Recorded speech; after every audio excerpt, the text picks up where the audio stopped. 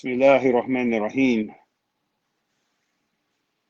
Alhamdulillahi Rabbil Alameen. In the name of Allah, the Beneficent, the Merciful, all praise is due to Allah, the Lord of all the worlds. Good afternoon to my brothers and sisters, friends in the Western Hemisphere, and good evening to my brothers and sisters and friends in South Africa. We want to welcome all of our friends and guests in South Africa, the United States, and around the world to this week's edition of A Conversation with El-Hajj Maurice Salah Khan. I am pleased to be your host, coming to you once again through the Salam Media platform out of Johannesburg, South Africa. Salam Media is an online portal for humanitarian journalism. We don't just report the news, we advise you on what you can do about it. This afternoon and evening in South Africa, we have a very special topic that we want to deal with along with some very special guests.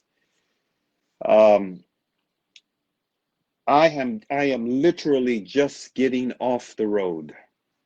So I didn't have time to pull up the bios and touch them up a little bit for what we needed to present on each one of the guests for today's program. So given the fact that all three of these guests are personal friends of mine,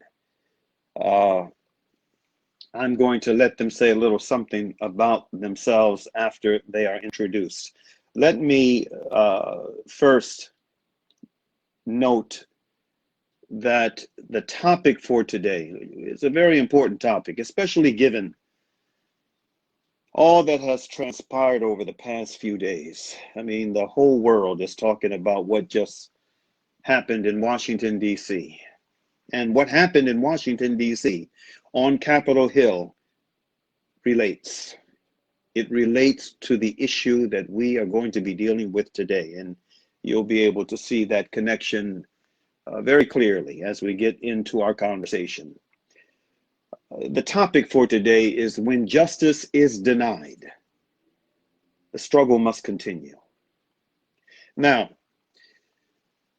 the first guest that I'm going to have a one-on-one with, the way we're going to do this today, I'm going to have a one-on-one with each guest for a few minutes, for about 10 to 15 minutes max.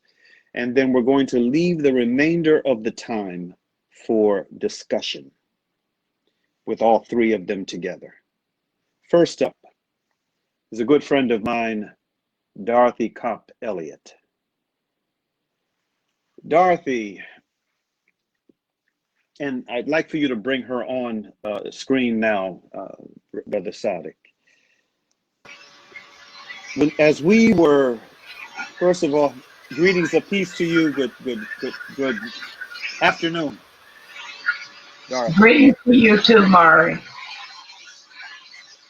As we were just back in the early to mid 90s, as we were just beginning to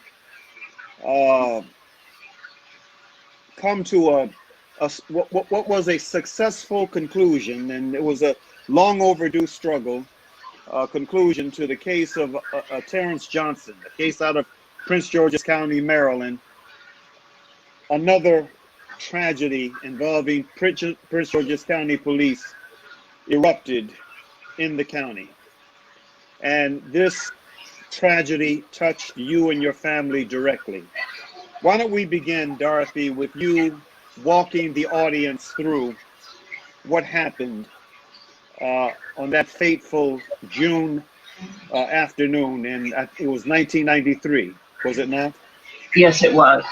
I'm Dorothy Copp Elliott, and I represent the Committee for Justice for Archie Elliott III. It just so happens that Artie was killed the day before my birthday. He had been out that night with a friend of his in the district planning my birthday. And on the 18th of June, he had gone to work. He worked on a construction job in Virginia, and he was on his way home.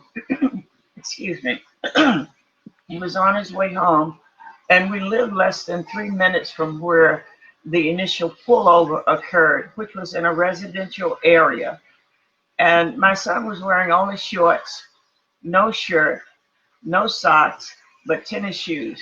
And that was the way he had left his job, because I'm sure he wore the appropriate gear when he was on the construction job. He had been drinking. He was intoxicated, as the autopsy report showed. The officer, who happened to have been a municipal police officer, Jason Levitt, pulled him over at the intersection of Kipling Parkway and Marbury Drive in District Heights. And we actually live about 8 miles from the nation's capital. My son complied with the officer, did everything he asked him to do. He was subsequently searched. No contraband was found. He was left sitting on the curb at that intersection for a very long time until backup came. They put him in the front seat of the cruiser after handcuffing him with his hands behind his back. Mind you, the front seat of the cruiser. And the cruiser had dark tinted windows, which were rolled up. And my son was seat belted in the car, doors were locked, and the officer stood talking to backup, who was Officer Wayne Cheney of the Prince George's County Police Department in Prince George's County, Maryland. They alleged that Artie pointed a handgun at them. They actually lied in court, federal court, and said that Artie pointed the gun out the window. And Judge Peter Massetti said, "How could that be? You just said the windows were rolled up." So that was one of their many lies that were told. But they fired 22 times at my son. And 14 bullets struck him. And when he was lying on the ground, people saw that there was no weapon anywhere. And it took a long time for the fire department to come, or the ambulance, and that was just maybe 3 minutes away. And they said they tried to cover him with some plastic, and you could see the blood just coming out of his body. And they took him to the hospital. I didn't know my son was dead until many hours later. And that was because the girl's car that he was driving that day recognized her car on the TV, because she was parked. My son had parked the car behind the police cruiser. And there was a ride along too that day, and I'll get back to him. But when she saw her car, she recognized it, and she went to the police headquarters, and they may have had his driver's license or something, but she said Archie was driving her car that day. And I had been shopping for linen for my son, and I said, I have to get the right kind. He didn't like a lot of flowers and things, and I bought the linen that I thought he really would love. And I came home, and my younger son, who was almost 12 at the time, we were going to go to a movie. And then for some reason, we came back home, and it wasn't long before that I started getting phone calls asking, do you have a son named Archie Elliott? I said, yes. And they said, we're coming over. And they said that 2 or 3 times. So I said, he's dead, isn't he? And that was just something that I instinctively knew, that if he had been injured, they would have told me that. If he had been in an accident, they would have said he's at such and such a hospital. So that's how I found out that my son had been killed. And I want to note for the viewers that right to the left of Dorothy in the picture frame is a photograph of her son, Archie Elliott III. This was, for me, when you and I first met, around the time that this tragedy unfolded, it was an unspeakable and horrendous tragedy for me that just flew in the face of credibility that the official narrative that was given. Again, as you just pointed out, the fact that he had been already placed under arrest and was handcuffed under seatbelt restraints in a police cruiser. And at the end of the day, the officers involved in his killing were not held accountable. It was deemed justifiable. Let me ask you, it's been many years, 1993, it's been quite a number of years. 27 years. And this has been an ongoing struggle for you. You have campaigned, for justice for your son and for your family for all these years consistently. And, this is how you and I met. And where are things now, given the fact that there is so much attention on the issue of policing in the United States? Where are things now with this campaign for accountability for Archie Elliott III? And we're going to come back to this later when we bring Jonathan on for discussion as well. But for now, where are things? Okay, Mari, I remember when you encouraged me to speak out, because at first I was a little reluctant. But as far as the Prince George's County Police Department is concerned, the case has been closed long ago, probably at least 2 years after they started their so-called investigation. But for me, it will never be over. And that's why I continued to keep his name out there. We held, for 6 months, we held prayer vigils at the site where he was killed. And it was to honor his memory, but also to try to make contact with people who were passing this residential area. Judge Archie Elliott and I went out and tried to talk to witnesses who may have been around at the time. But remember, this was near the 4th of July, and a lot of people heard the shooting, but they thought it was just early fireworks. Mm-hmm. So we were able to get some names and phone numbers and just information from people who were passing by. And we passed that on to our attorney, the renowned R. Kenneth Mundy, who passed away about 2 years after my son was killed. And when he looked at the photographs of my son's picture that were taken at the funeral home, he asked me to go out of the room because my nephew was there with me. And when I came back, he was very visibly shaking and said that these officers are not only going to get jail time, they're going to be kicked off the force. Well, as luck would have it, when Mr. Mundy died, we did not have adequate legal representation after that. It was appealed to the Fourth Circuit Court of Appeals in Richmond, Virginia, and they sided with the police officers, qualified immunity, no charges whatsoever. And after that investigation from the Homicide Division, the police department, and they said no charges. They were not indicted. Wayne Chaney, the black officer, killed again 20 months later. He fired one shot at this Caucasian gentleman, Michael Donald Reed, who was 33 years old. Very little publicity about that, but I was getting calls constantly from the media because anytime anything happened concerning the police, they would call and ask my opinion and how I felt about certain things.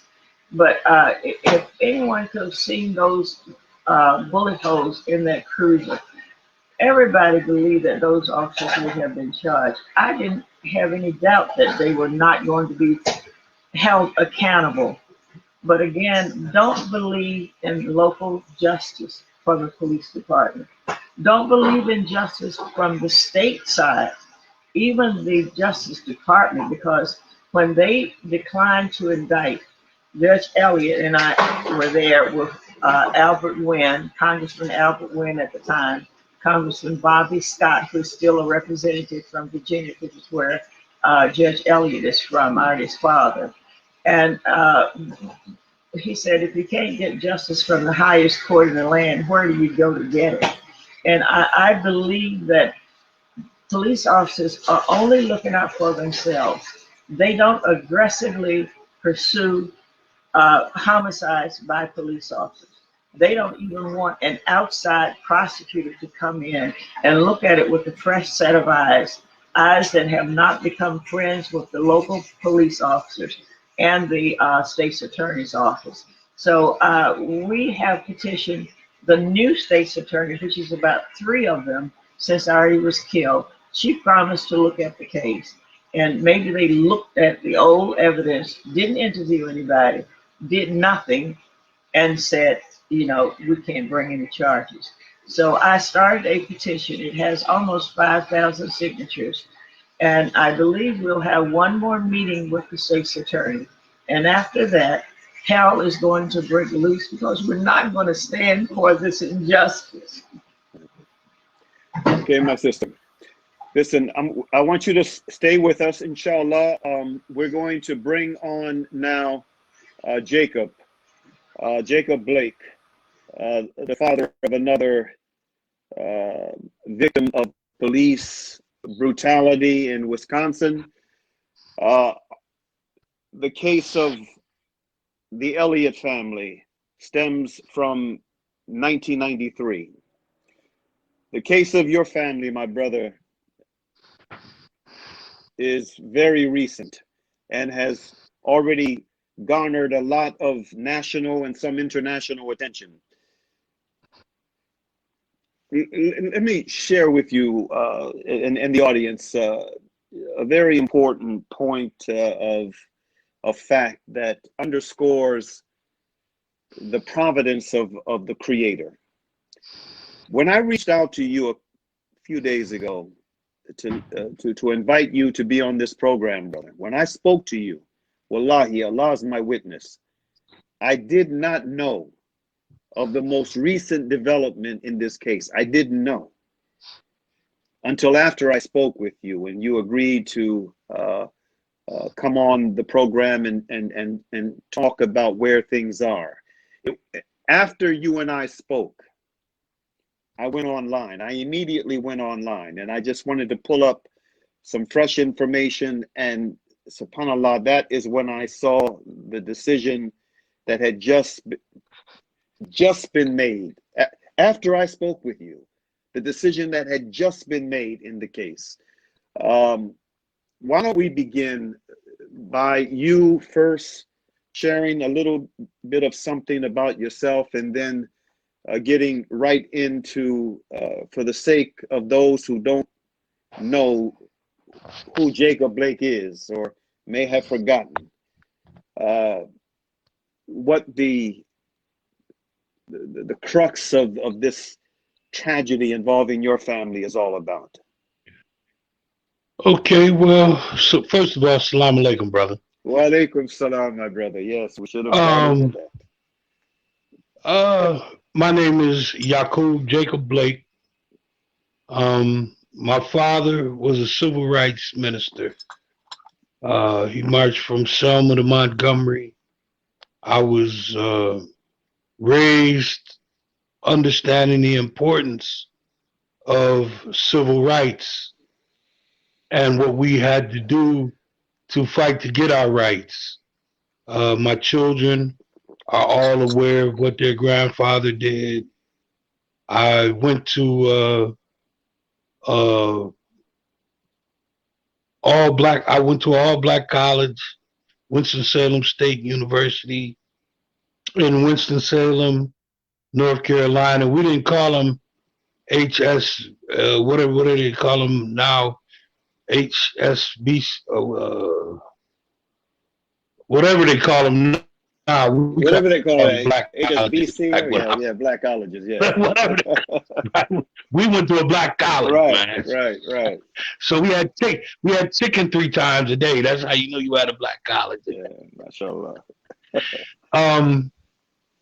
Understanding how important it is to keep fighting for civil rights based on the color of my skin. Um, my son was breaking up a dispute between his girlfriend and another lady, and she had called the police, and there was a big hoopla and about the keys for the car, and the policeman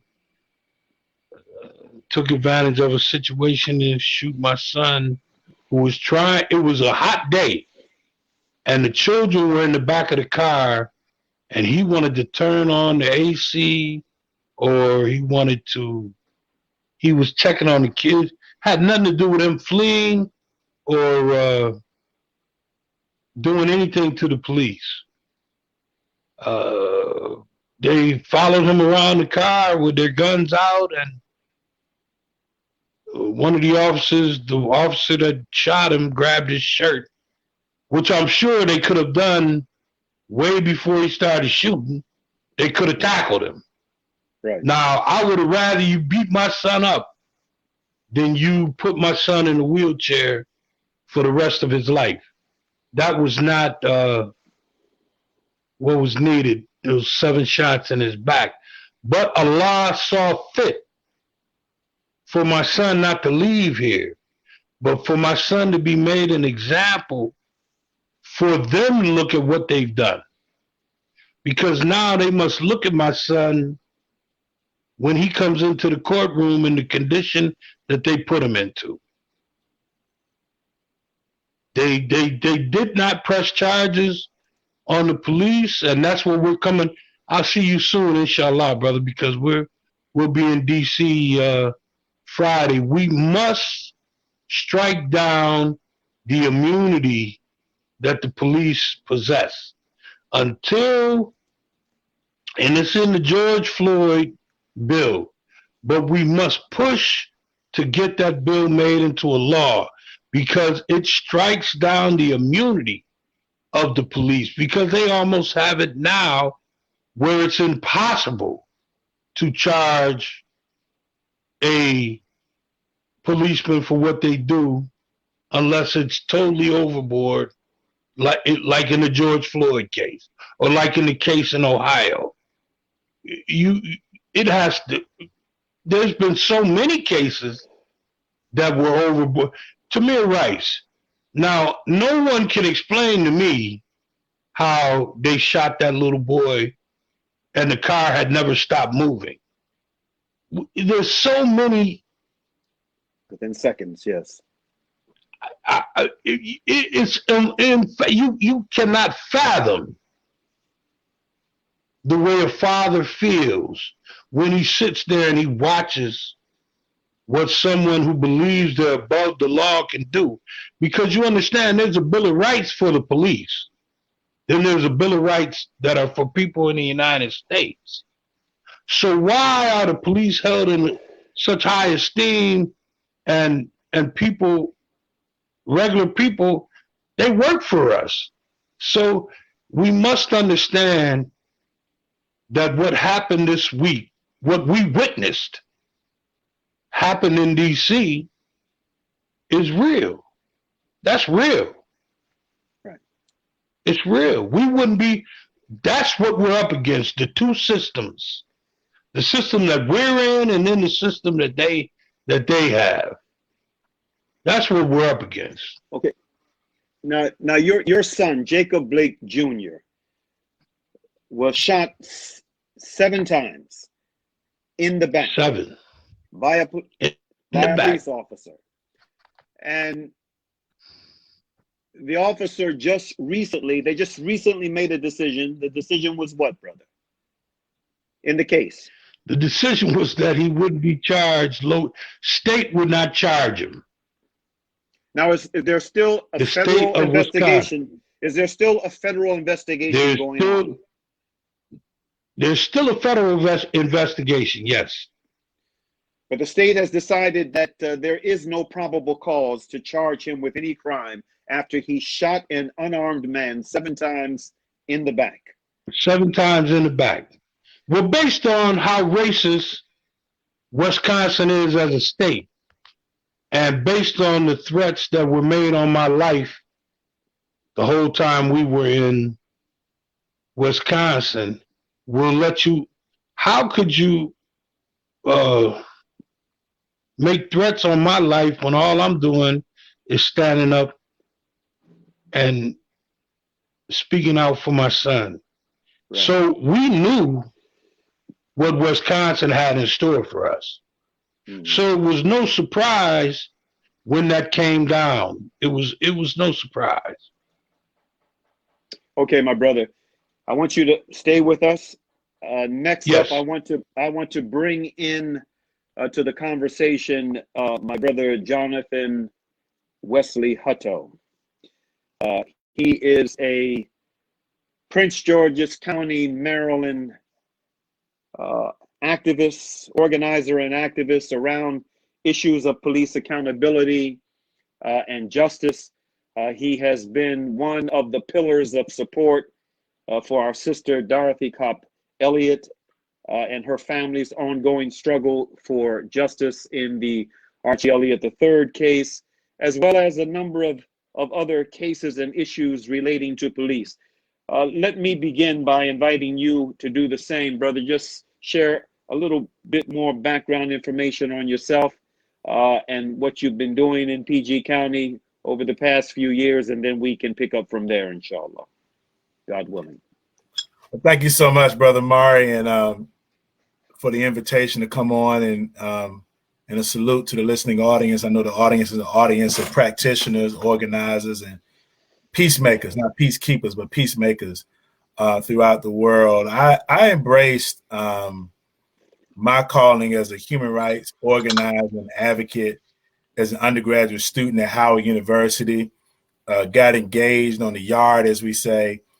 And February 17th, 1998 was a watershed moment in my development. It was the day that, as the president of the Howard University Student Government, we brought back on that campus a revolutionary, arguably the greatest revolutionary that came off of that yard, known to my mother's generation as Stokely Carmichael, to my generation's Kwame Ture, 9 months before he passed. And he dropped some dictums on us that day that are foundational to me at this very hour.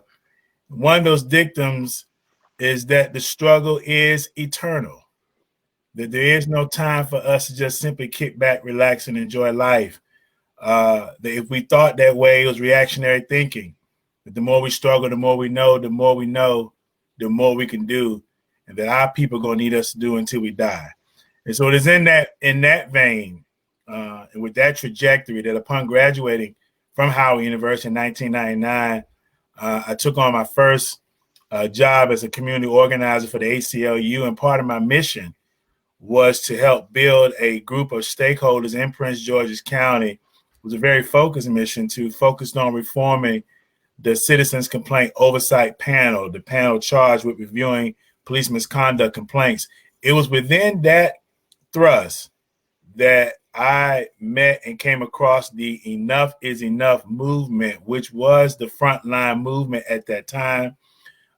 Joe Madison, Walter Frontroy, you was involved in that movement as well. Attorney Malik Zulu Shabazz, Stephanie Joseph, many others were the late Dick Gregory. It was a very robust movement. It was a movement that had just come off of 6 months, nearly 6 months of continuous protests at then State's Attorney Jack Johnson's office. I got involved with the struggle as it was progressing to the state capitol. So this was my baptism. My baptism of fire was the case of Archie Elliott III. And coming back to that theme of Kwame saying the struggle is eternal, 2+ decades later, I was in my early 20s then. I'm in my early 40s now.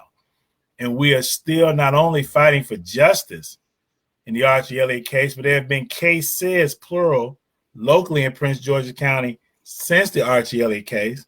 We have seen an iteration of cases, an iteration of struggles, an iteration of movements.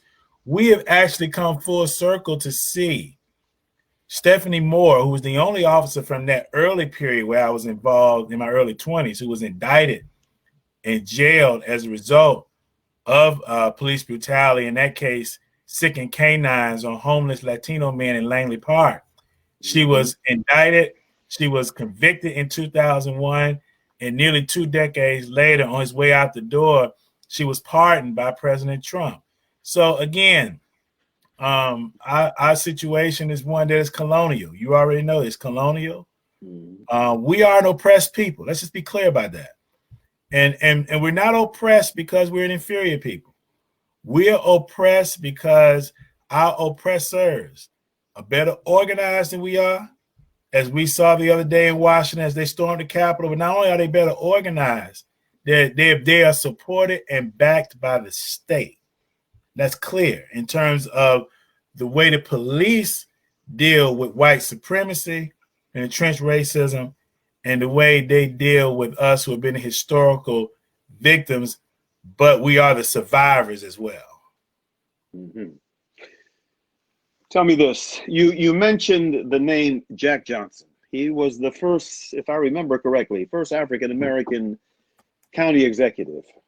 Was he not? He was the first. He was Jack Johnson was the or was he the second? He was the second. Okay. African-American county executive. Okay. He was the second. There was some expectation. In fact, I forgot the name of the first African-American county executive. Do you remember his name? Wayne Curry. Wayne Curry. That's who it was. Yes, yes. There was some guarded optimism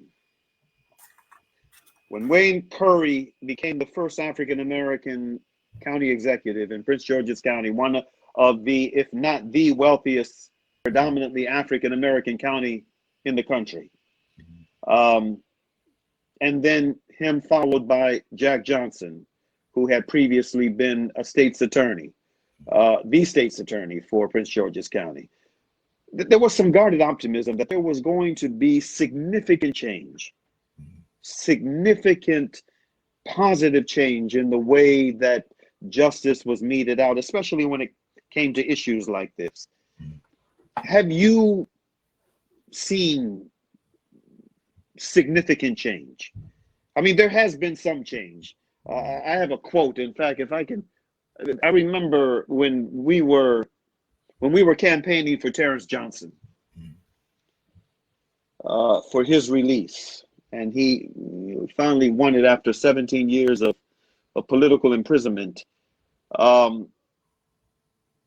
We were doing some research on the county, on the history of the county, and what many folks are not aware of is that I mean, that's part of the Mason-Dixon line, and there's a lot of history. I mean, one of the police officers that died the night that they brutalized Terrence Johnson was a Claggett. Claggett is a family that goes way back to the founding of Maryland as one of the colonies. It's a place that has a lot of history. And back in the day when we were doing the work around Terrence's case, and then a number of other cases began to come up. I remember coming across a quote that found its way into the book that we published, Criminal Justice in America, subtitled The Political Imprisonment of Terrence Johnson. And that quote was actually a boast. It was a direct quote from the FOP of Prince George's County, where they boasted of taking, they took pride in being known, along with Rizzo's crew in Philadelphia, as being one of the most racist and brutal police departments in the country.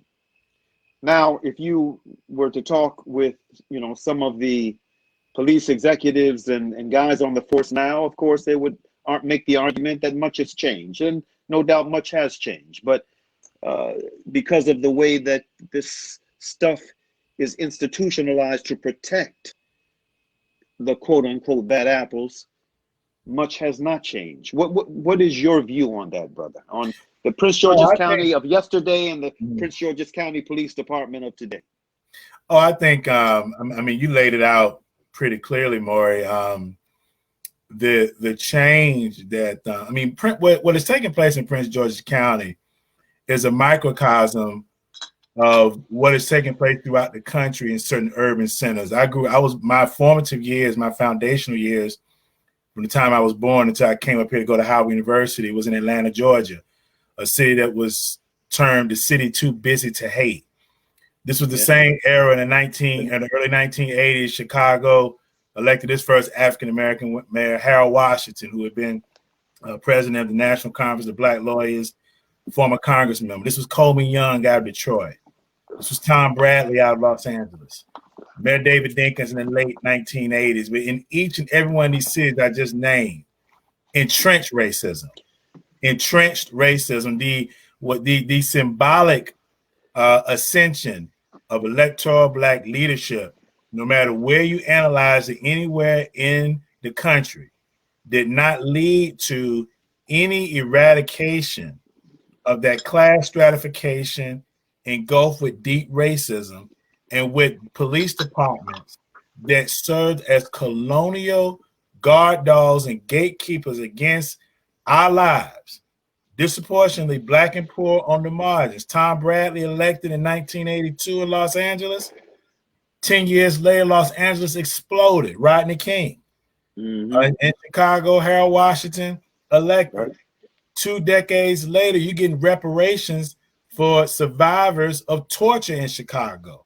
The notorious police commissioner Berg, who beat the living Hell out of our people, disproportionately Black men in Chicago, Atlanta, Georgia. The city too busy to hate. This city exploded in the aftermath of Rodney King, and it exploded again just recently in the aftermath of George and Breonna Taylor and a Black African-American female mayor, Keisha Lance Bottoms, admonishing her constituents in the streets to go home. And so to bring this back to Prince George's County, our baptism into understanding that dynamic was the case of Prince Carmen Jones. I was remarking to the professor, Jared Ball out of Morgan State, that this was a political education for us, because this is what it said. And Archie Elliott's case said the same thing, the son of a judge and retired school teacher. The case of Gary Hopkins, the son of a Bank of America president. These cases, this is what these cases said to us, because oftentimes they try to argue this class dynamic in the African-American community, this question of moral responsibility and ethic. Prince Carmen Jones was an extension of the Black elite in this country. Prince Carmen Jones went to private, majority white military academies in Texas. Prince Carmen Jones was a graduate of Howard University on his way to Officer Candidate School in the United States Navy. Nothing in Prince Carmen Jones' resume equaled or equated or gave any sort of cogent argument to what took place to him that day, September 1st, 2000, in Fairfax County, Virginia, when 6 bullets shot through that car, 5 of them piercing his back, by an African-American police officer named Carlton Jones. But what that case taught us was that even if you are an extension of the Black elite, if you find yourself on the other side of that revolver from a police officer, you're not going to get any protection at all from the Black electoral class. Wayne Curry did not speak out. Jack Johnson did not speak out. The state's attorney in Fairfax County did not indict. And the last act of Gerald Wilson, who was the first African-American police chief at that time, was to exonerate Carlton Jones of any responsibility in that case. That was our baptism of fire at that point. So coming years, decades later now, Dorothy Elliott was made a promise when Aisha Brayboy ran for office. She promised Dorothy that she would get her the files. We were in front of the state's attorney's office in 2005. Glenn Ivey was the state's attorney then, attempting to protest for these files. I'm going to end with this, the case of Ronnie White. This is a case that's very dear to all of us, very dear to Dorothy. Every time you talk to Dorothy, she talks about Ronnie White, a young African-American male who was having some trouble, some serious problems, was incarcerated, put in a cell. He had seriously injured another Prince George County police officer with a car. And what they did was they took retribution on Ronnie White's life. It's around the 2007-8 time frame, and he was choked to death in that cell. The camera was turned off. But the most egregious, most reprehensible aspect of this, and I'm going to end here, was that Glenn Ivey, not only did he not seek an indictment, we all know a state's attorney can get an indictment. Not only did he not seek an indictment, he passed the buck to the Department of Justice to come in. And these are the people that aspire to higher electoral office in the county. It's the reason why progressives have got to dig into that process, if you will. Absolutely. Okay, let's bring all three of our guests back together on screen. And let me begin with a question to Dorothy and to Yaqub. Do you know each other? Have you met, the two of you? No. For the commitment march, I listened to him, but I've never met him, close up in person. And I'm so sorry that those, I will say that they did not bring charges against that particular officer. It breaks my heart to hear that. Thank you so much. I have not met the distinguished lady, and I plan on meeting her, God willing, inshallah, this week. I'll be in D.C. You said this coming we have Friday, to make huh? some things happen. This coming Friday. How long do you expect to be in town? We'll Maybe be we in can- town all the way up until the day after the inaugural. Oh, okay. All right. So inshallah ta'ala, God willing, we can get together and Inshallah. yeah. I want to put to both you and to Dorothy first. Right now, all of the political pundits, the politicians, the pundits, the historians, the sociologists, the activists on all fronts, civil liberties, human rights, and much of the world has been focused on the drama that played out this week on Capitol Hill. And not just because, an out of control POTUS, President of the United States, engaged in rhetoric that was inflammatory. He deliberately, called for exactly what we saw, a disruption of a political process that is supposed to end with the formal election of a new president and a changing of the guard, in the Oval Office. He called for a disruption, and this disruption took place. And now there are 5 people that have died. There were a number of people injured. There is the possibility that there may be others that may succumb to their injuries in the days ahead. People are talking about, historians are comparing what happened to what happened in 18 whatever it was, when the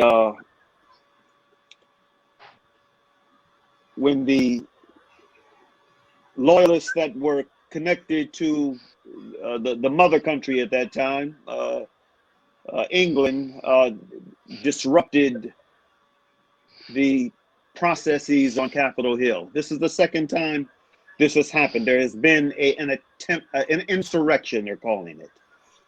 Insurrection. One of the thoughts that came to mind for me, apart from, viewing what happened within the scope of African American history and struggle, was the possibility on the positive side of, there could be a silver lining to this. It gives, folk who up until now refused to remove their rose-colored glasses when it came to police and policing, and you had a number of different agencies, police agencies involved in this melee, because this was Capitol Hill. This was Capitol Hill. So, but it gives an opportunity for people to see police that actually went along with the program, that there were police that facilitated the attempt at, you know, a permanent disruption and basically a political coup. There were police officers of different agencies that facilitated that opened doors, that removed barriers. It provided an opportunity. What are your thoughts in terms of the prospects for what the country and the world witnessed being able to be used as a tool for generating more pressure for long overdue reform in the way policing is done in America? First, you, Dorothy. Well, you would think that the Capitol never would have been breached. Where was our security? And where is all this top level intelligence that could have prevented it? It reminded me of 9/11. And for us to say that we're the strongest country, we have the best intelligence there is to figure out who is against us and who's going to attack us. How come they didn't foresee that? Could they have prevented 9/11? Could they have prevented the breach of the Capitol? It was pure barbaricism, terrorism, and I just couldn't believe it. So look at who you have in office, the man who should not be there. And there's so many adjectives that I can attribute to him, but you know most of them, and I'm sure you're just like all the others. He needs to go. He should never have been in that office. Never, ever. Given the way he behaved long before the election was over, and when you had at least 16 or so Republicans vying for that office, how come he stood out more so than anybody else? I don't believe that it's over for Trump and his naive supporters. And he's just like Jim Jones in Guyana, when he allowed all of those people or coerced them, or maybe they came willingly to their death by drinking the Kool-Aid. So what is going to happen to the U.S. now? What is our image like? Will it be restored again? There are some of our allies who believe that Trump instigated all of it. And if he hadn't spoken the way he has spoken over these 4 years, or looked out for the interests of his well-connected friends, we would not have had the breach of the Capitol on January 6th. Brother Yaqub, your thoughts? I cannot wait to meet this lady. She just went up 7 steps. I just talked to my mother yesterday about the purple Kool-Aid that these people have drank. They drank the purple Kool-Aid. And that's how they walked through that city and went into the Congress and into the Senate. They were high on purple Kool-Aid. They drank it. It's a cult. It is a cult. And he should have never been able to do this to our country. But they allowed this to happen because of the systematic racism that dwells here in this country. He cracked the door, then once he cracked the door, they bulled right on through. Right on through. I'm in total agreement with what she just said. Brother Jonathan, is this an opportunity for the side for truth and for justice, you know, to exert pressure? Now that eyes have been further opened, you know, the rose-colored glasses have been removed from probably millions of others who saw policing in just a very narrow, one-dimensional way. They're the good guys on our side protecting us. Your thoughts, brother? Oh, no question about it. But we have to take this moment, and as the late Malcolm El-Hajj Malik taught us, Brother Omawali, that out of all of our subjects, history is best qualified to reward our research. That's right. And so we have to be clear that we are human rights advocates and human rights fighters, but we believe in all humanity. We have to draw the line on fascism. You know, I'm actually in debates and dialogues with folks right now who are struggling with it, because at our core, we do believe in civil liberties and First Amendment rights. But we know that it was because of these rights that existed in Germany 100 years ago that small minority party, the Nationalist Socialist Party of Germany, that was marginal within the beer halls. They had their little champion named Adolf Hitler. They were able to use those civil liberties, penetrate the government, and build a movement to give people a sense of how dangerous this is. What we witnessed at the Capitol the other day is actually more broad and deeper within the American conscience and within the American populace right now than the Nazis were 100 years ago. So we have to build within people's minds that yes, we need the study groups, yes, we need the conversations, but we're going to have to confront this menace head on. We have, and that slogan of what the Holocaust survivors said, never again. There were 6 million Jews that were totally wiped out, but along with 6 million Jews, 11 million people total. They came for the trade unionists. They came for blacks. They came for the so-called Roma, the gypsies. They came for the Jehovah's Witnesses. They came for the intellectuals.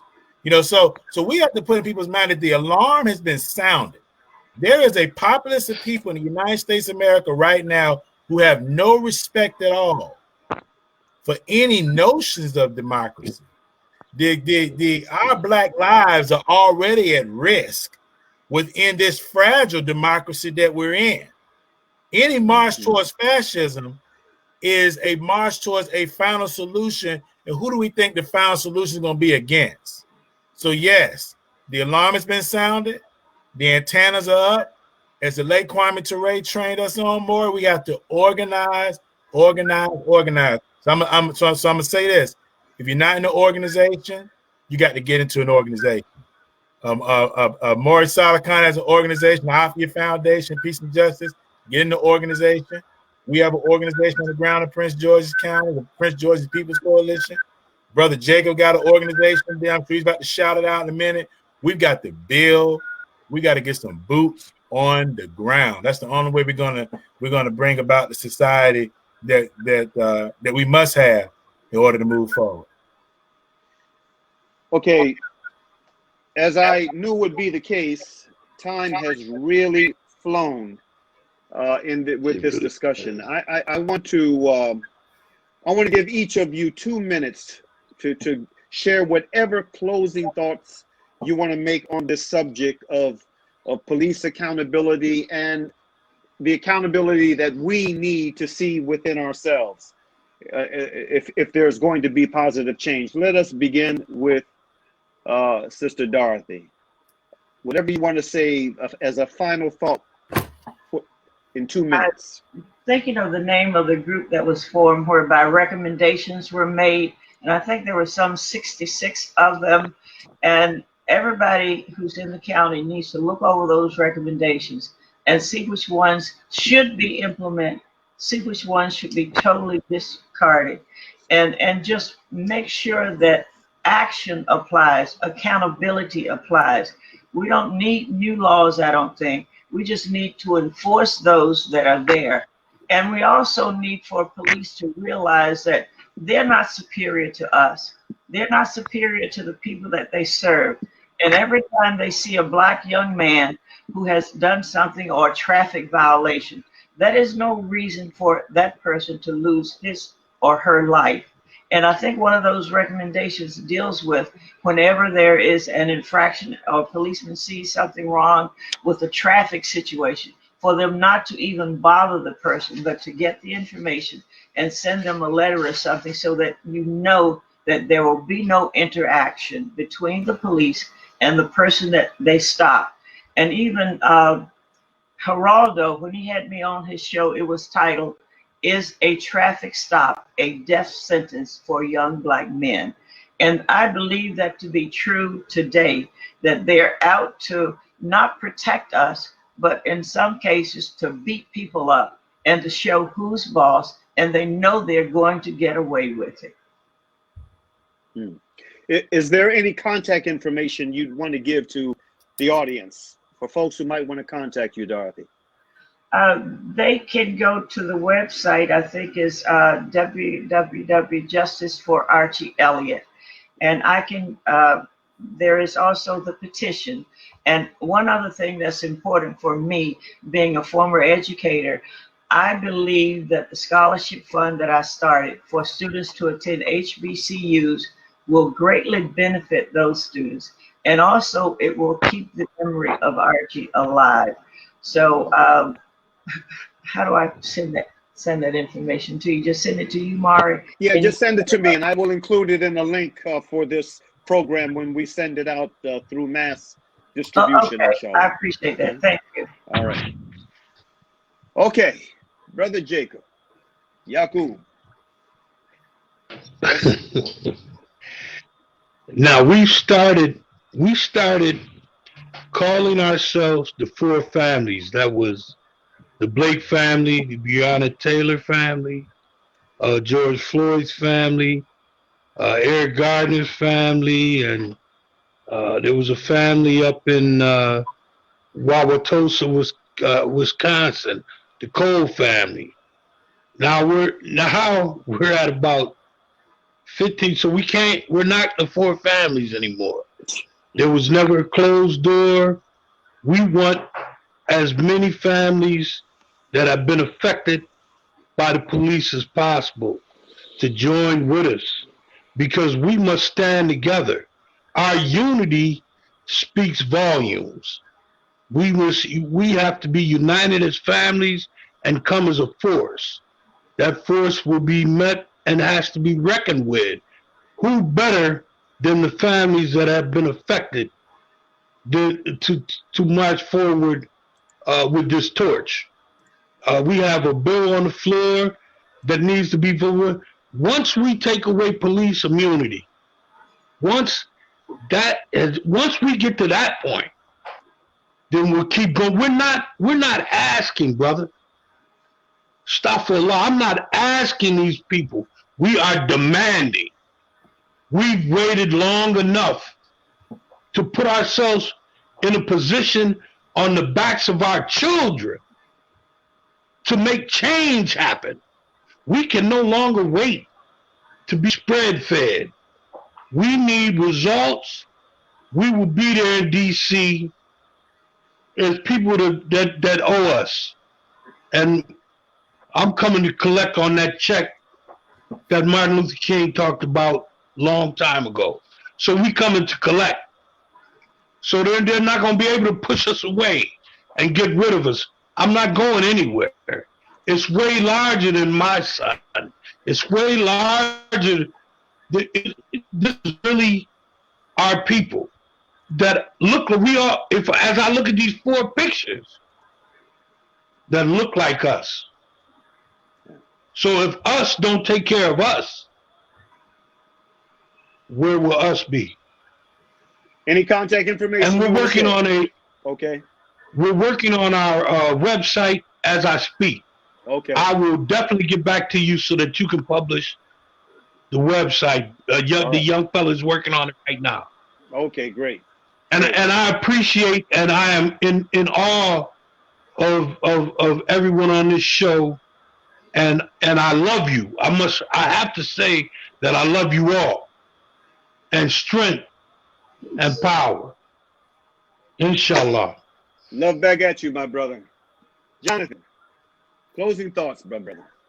Yeah, so thank you again, Maury, for bringing us together. And Jacob, appreciate that message you put out, and Mama Dorothy, eternal love to all of us.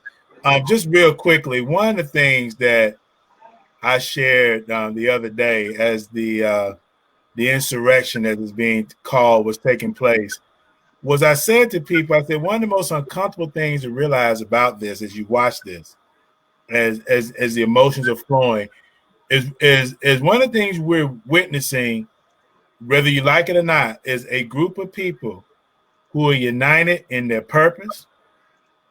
They're clear from their perspective of who their enemies are, who they believe their enemies are. They have organized themselves. They have ingrained a racist ideology, and now they're instituting programs for it. And what it really showed is on our side how fragmented we are, how much time we spend fighting and cutting down each other. Right before the election, too many of the messages going against Ice Cube, for example, we may agree to disagree on some of those people and their messages. But the notion that we don't understand who our common enemy and our common foes are. So I want to end with this message here from George Jackson that he put in Blood in My Eye. This was his political treatise. George Jackson, who is considered by many to have been the foundation of the prison abolitionist movement in this country, when he left us with these words before he was assassinated there in 1971 in San Quentin, he said simply to settle your quarrels, come together, understand the real, true reality of our situation, understand that fascism is here, that millions have died that could have been saved, and that millions more would die and live half butchered, poor lives if we fail to act, do what must be done, embrace your love and humanity, and in worldwide revolution, join us. Join the People's Coalition. Join us.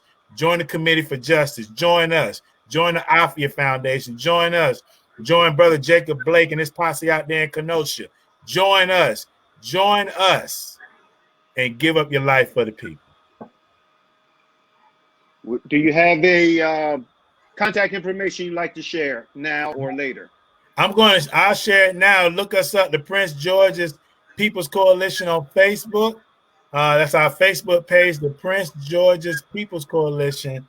And I will give you my email later, okay, Maury, that you can send out to the listening audience. And thank you again. You're very welcome, my brother. Let me conclude this broadcast by pointing out, first of all, that this was not intended to be an anti-police forum, and I don't think it was. In fact, I know it wasn't. I want to point out for those who may view it otherwise, especially given some of the remarks that I made, that, you know, I have a son who's on the police force in Washington, D.C., in fact. He's been on the force for a number of years. I pray for him often, that, you know, that he is protected on both sides of this unfortunate challenge that we have in this country. I have a brother who was on the police force for many years, ended up retiring from the force under a tremendous amount of pressure because he was a good officer who didn't stand for the stuff that he saw. And in New England, in southern New England, you know, they gave him a case that he ended up winning.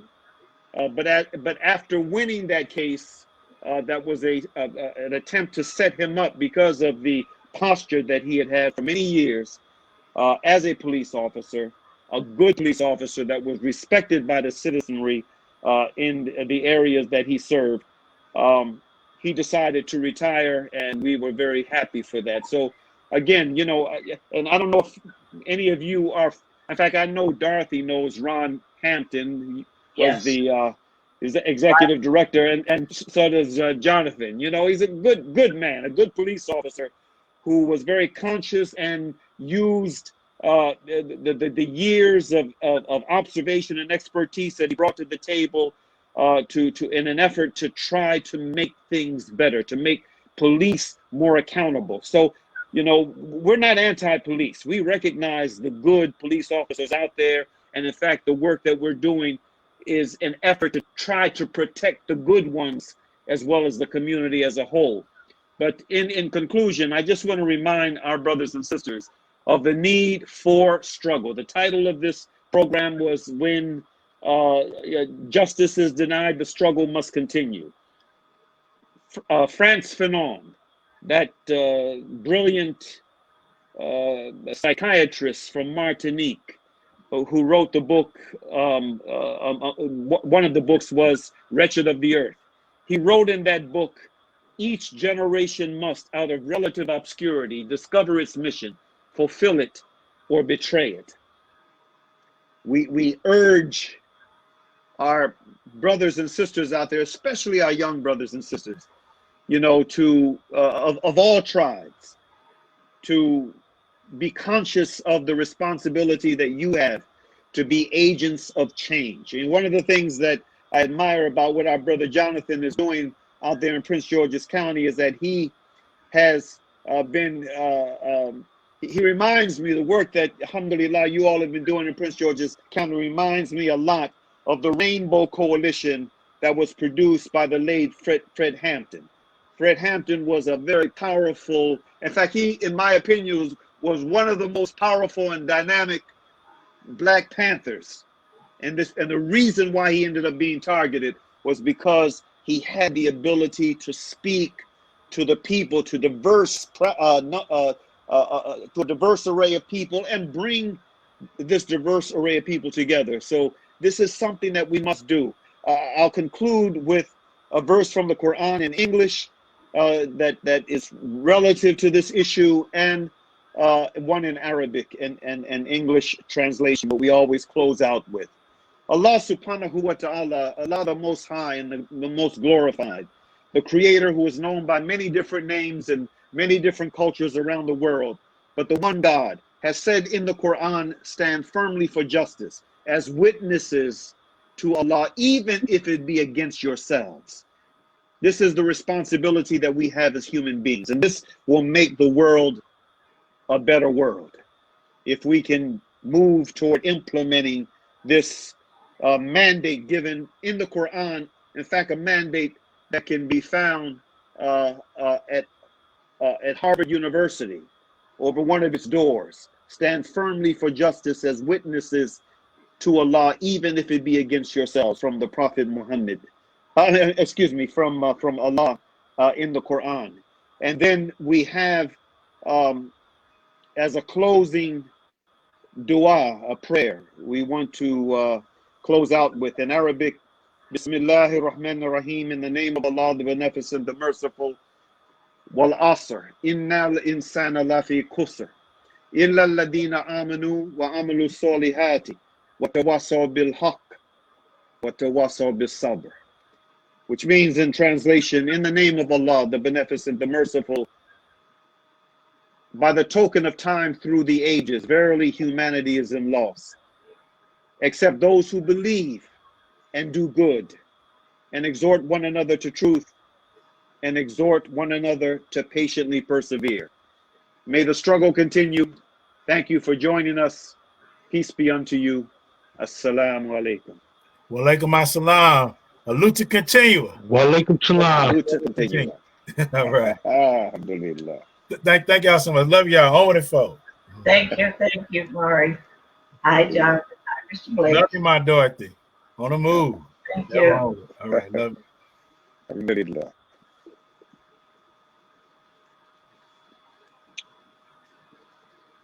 I'm gonna end.